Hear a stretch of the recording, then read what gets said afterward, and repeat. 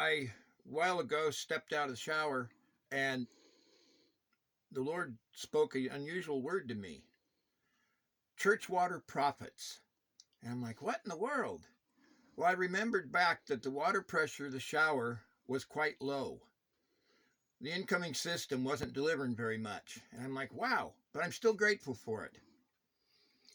And I got thinking about that, and I'm like, now I get the picture. Low water pressure, church watered profits. In Americanized church, and I'm going to use that word several times, it means the American way of church, the American thoughts of church, how it's a watered down gospel straight out. There's no way to get around it. The overwhelming amount of churches, Americanized, churchdom, that's what I'm talking about here. There are good houses of worship in America and around the world, but Western culture has watered down the gospel, point blank, end of sentence, period. And it's no different than being in a shower with low water pressure. You're not getting what's supposed to be delivered. It's not happening. It's a dribble. It's a piddle. It's just nothing. It's a puddle. And that's all of a sudden I started realizing that's another key why revival isn't coming in America. Churchdom has watered down the prophets. It has restricted the prophets, no different than a water restrictor in a shower head or a sink faucet. They are restricted in what they can speak, how much they can speak. They are flat out restricted in most places. And then, on top of that, they have been, instead of watered for growth, they've been watered down. And this is serious manure, watered down. And I sat there thinking about this, and I realized in my own life, I've had to take the bull by the horns. I've had to stand up, and I found it's easier to ask forgiveness than it is permission to do things in Americanized church. Because I know that, like Jeremiah, there's a fire in my bones, and it can't shut up, and it wasn't put there by me, and it wasn't put there by any church or any denomination or anything like that, or any teacher or preacher or anything. It's a fire that God himself has lit. I'm just past 63 years old, and I just can't shut up. The God has put something inside of me. And I've been mulling over this subject for a long time, because churchdom will tell you, oh, prophets don't exist. Oh, prophets have to act this way. They can only say these words. They can only do this stuff. And I'm here, no, that is wrong. That's just dead wrong. And we've seen the results of those watered down prophets. A whole herd of them fell on their face in the last election for America's president. They were all forecasting Trump would be the one, and it didn't happen.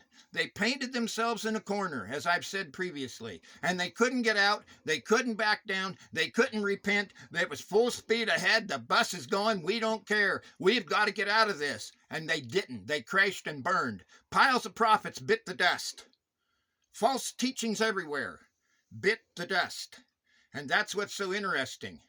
The very people that are telling you that prophets are this and that, the ones they raised, yeah, they're this and that all right. They're mainly that. They're not this. They're not the real thing, the real deal. And that's what I wanted to really speak on tonight. Because God's been impressing me that how wrong the house is in a bunch of areas. You can't have revival. You can't cook eggs in a pan that's got a hole in it. You can't have revival with faulty foundations. Oh, God could come and show up, and he could straighten out people real quick. But that's not what everybody's thinking. The real prophets, they walk in power and authority that this age rarely sees. They walk in power and authority that churchdom says can't exist. You can't do that. And that's not what you do today. You have to be this way and this way and that way. But guess what? That's not what it is. When God installs the gift, the manufacturer installs something, no different than a cell phone or an automobile. When the manufacturer installs something from the factory, it's built in. And that's what I find with prophetic. It's built in, and your life will change. It will go according to what's been put in you. And that's what I find very interesting here. Because I've been sitting back looking and I can't see what they're talking about. Today, when you get thinking about it, the Bible declares, God says, I am the Lord, I change not. Jesus Christ, the same yesterday, today, and forever.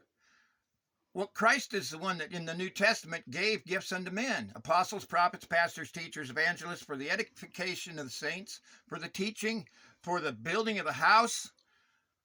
It wasn't for the building of pockets, the giving of prosperity. It was to edify. It was to build the church. Today, the church house is a mess. So many of them walk around with no authority, divided houses. I'm mad. I'm taking off. I'm starting a new house. It's because there's no authority in the gospel they preach. God's not going to defend them.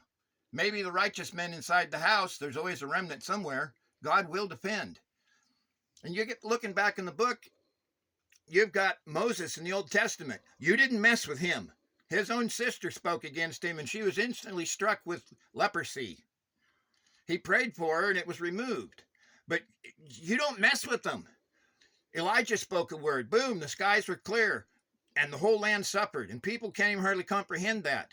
They think there was no rain. They don't realize that every cow in the land was laid over dead, and every animal, and everything was going away quicker than you could shake a stick at. That's power and authority brought from God, using a man to speak such words, because God's endorsing that.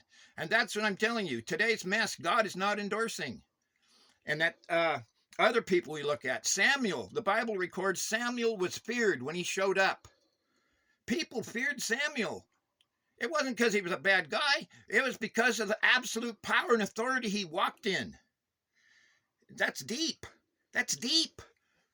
Churches today don't know that. They don't know the Ananias and Sapphira experience. The men who carried out your husband are now here to carry you out. Boom! Over she went, fell at their feet. Church today has not been corrected very much or very well. But that's all changing, because there are prophets rising up, and when they say thus saith, or they just declare something, the bears come out of the woods and they start eating. They start eating. That's what Elisha did. Boom, there it was. There's another, I think it's First Kings, I think it's about chapter 14 or 15. There was a prophet going up, and he prophesied at an altar, a young guy, and that altar split. And the king saw it. And he says, seize him. And when he stuck out his arm turned leprous.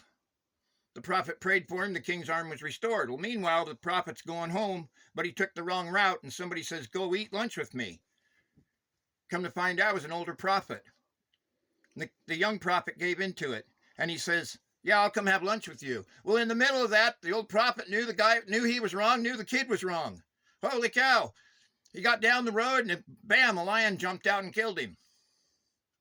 The old prophet took and put him in his own grave. Today, there's not many people that's seen that kind of power and that kind of authority, because church won't let it loose. But guess what? The lid's coming off the box. There are people out there that walk in that power and that authority. And when they call for something, there it is. There it is. And church is going to start experiencing that, especially Western church. Other nations experience it, but they experience the good side of it. Cancers fall off, limbs grow back, arms come out, all sorts of crazy stuff goes on. Rain comes when there shouldn't be any rain, water and crops, you name it. But there's also the other side. And we don't see it because the prophets have been watered down. Church water prophets. And that's what I wanted to speak today. I wanted to bring hope to the house of God, that new waves are coming, new things are coming that we haven't seen with our eyes in maybe never. The Bible says there's nothing new under the sun. That's true and correct. But to our eyes, we haven't seen a lot of this authority. And that's why the church house is a mess. That's why you've got all sorts of stuff going on that shouldn't go on. That's why you've got all sorts of people claiming to be prophets that shouldn't be. Jeremiah spoke to a false prophet. Boom, the guy was dead in under a year. I've seen that in my own life. go speak to somebody a word of correction. You don't want to be in that seat. You don't take such things lightly. Boom. It's a tremendous thing. It humbles you. It makes you get on your face and just, it's a terrible power to be in with, because the living God is dealing with people around you and even you. It scares me spitless some days. But I've seen waters do crazy things. I've seen smoke and forest fires do crazy things, and snowstorms. I've seen people receive stuff. I've seen a simple word. When people are up against a wall and they don't know what to do, and the saints of God don't know what to do, and all of a sudden God says, go visit these people, and you don't even know why you're there, and all of a sudden they start talking, and you say, oh, now I know why I'm here. Blah, blah, blah, blah, blah. Poof, you just solved their problem. 3 weeks later, they're sitting in a brand new house. Not new, but brand new to them, where they didn't have anything, or they have a car that they couldn't buy. Poof, there it is, the power of God. Today, church has watered it down. It's not much more than witchcraft. It's horrible. And that's what I want to say. I wanted to bring back hope to the house of God, that new things, a new day of the old things is arising. And I wanted to confront the prophets that are out there. If you're speaking prosperity by the boatload, if you're going, I like this, I like, hit like on Facebook, and you'll get prosperity, you'll get money to your door, you're in danger. The fires of hell will be lapping at your shoes. It's just that simple. That's not how God works. God is looking for faith. Faith. You want the prophet to show up in front of you and say, by this time tomorrow, you better have some faith. You need not be down begging. Don't be on your knees. Don't be doing weird stuff. Faith. God honors faith. That's what he responds to. In the Old Testament, Elisha ran into several issues like that. And it was faith. Pots filled full of oil. Axe heads rose. All sorts of crazy stuff went on. And that is still available for today. It has not left.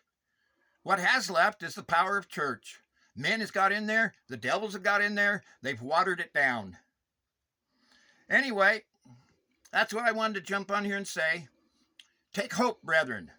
Take hope. Because God is on the throne yet, and he's straightening out the house. And it's a new day.